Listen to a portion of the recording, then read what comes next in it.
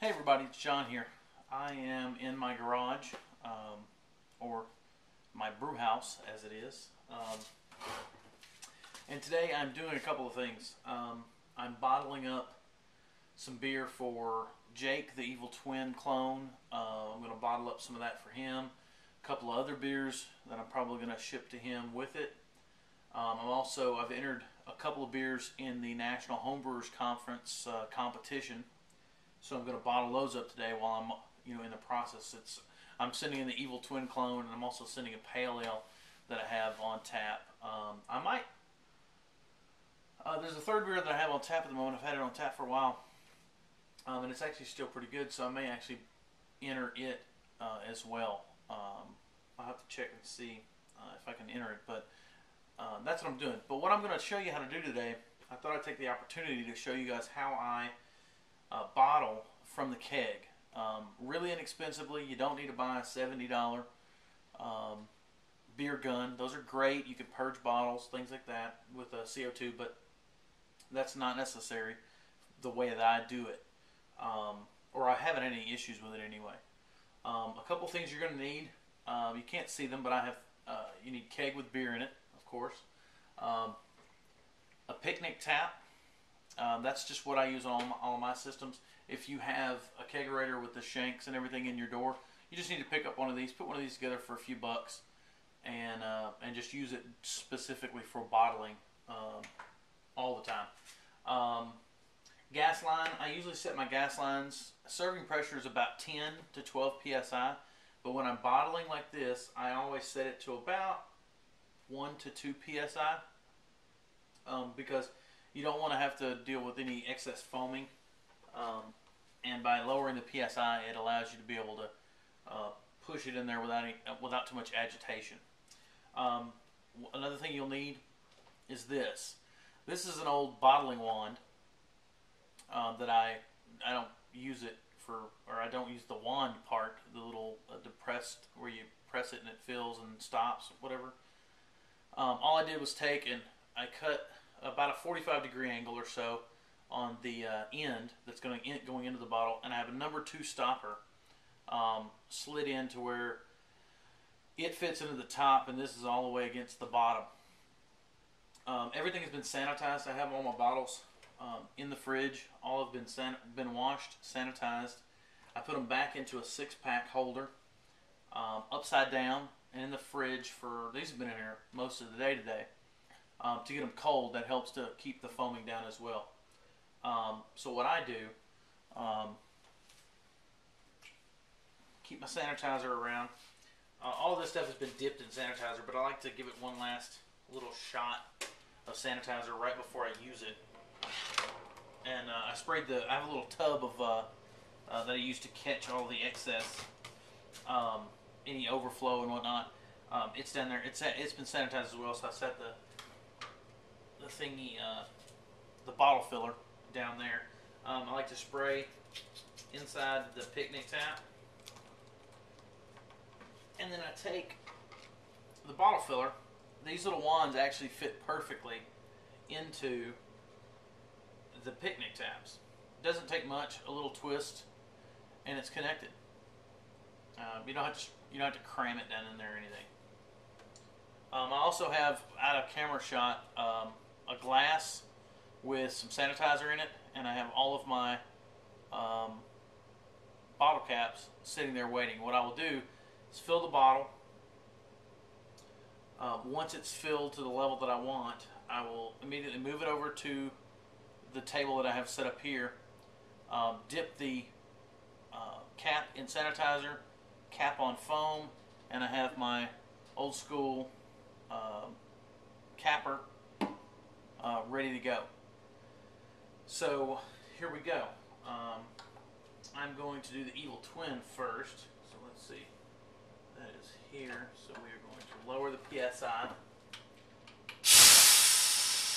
Alright, so I release the pressure on both kegs. I got a splitter on this one outline.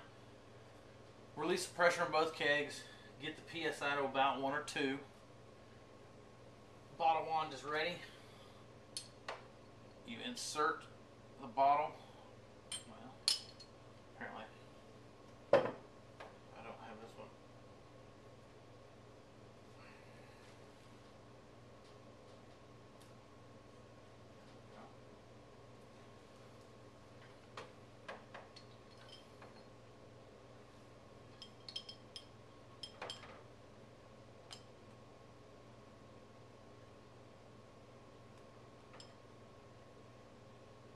And there we go. So now, basically what you have is I've inserted the bottle. The bottom of it is hitting the bottom of the bottle, while the cap here is fully inserted, and it allows the pressure to build up, keeping the beer from foaming in the bottle as you're pouring it, which allows you to keep the carbonation in the beer from the keg. And all I do is you open up the tap, the beer starts to flow. Then I just use my thumb. Let me make sure I'm on camera here. I just use my thumb to relieve some of the pressure, and the bottle fills, and there's just a little bit of foam on top, which is perfect. As it starts to get to the top, I actually release it, and then I want to hand fill the rest.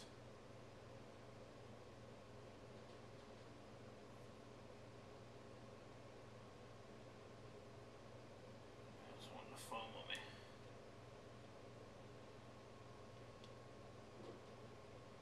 And then pull it out. I hit it with a shot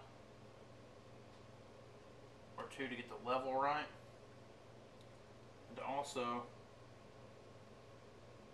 get a little bit of foam come up out of the top. So see, we have foam coming out the top. I take the bottle cap, dip it in my sanitizer, put it on top. You may not be able to see this. Pretty sure you can't. And we've capped on foam. So there you go.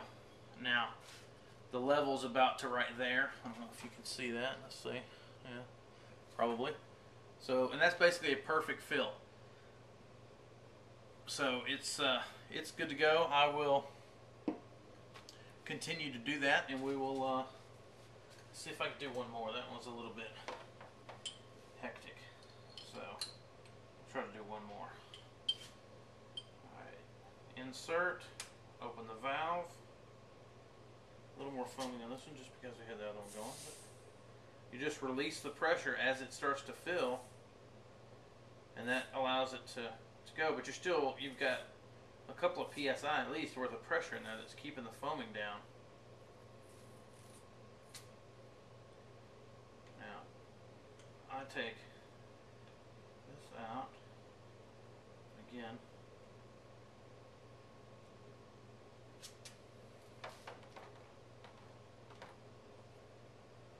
Perfect.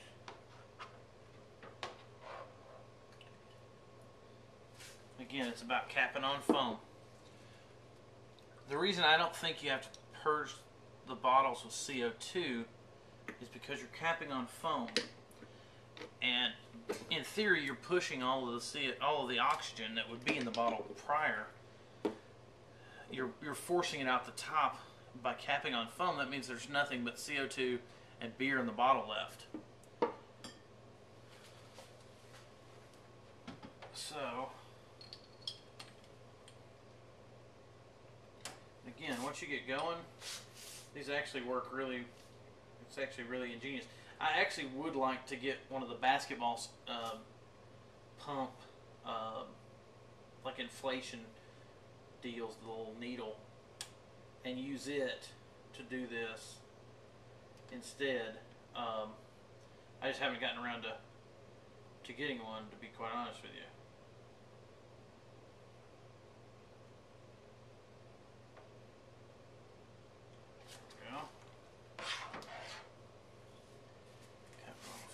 Foam, dip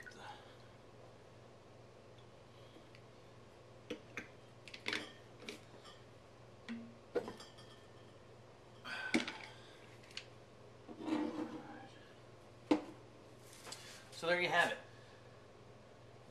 For the cost, and for me, this cost it cost me whatever the stopper was, 50 cents, $1 at the most. I already had the wand, so I just cut an angle on it, and I used picnic taps already, so I didn't have to put one together. It's a great way to do this. Like I said, very inexpensive. It takes a little bit of practice to learn the exact amount of pressure and all of that, and how to get the level just right. But you really can't beat it. It's pretty inexpensive, and I've had no issues with it keeping them fairly long term and keeping its carbonation. So anyway, guys, let me know if you have any questions. Rate, comment, subscribe, all that good stuff, and cheers.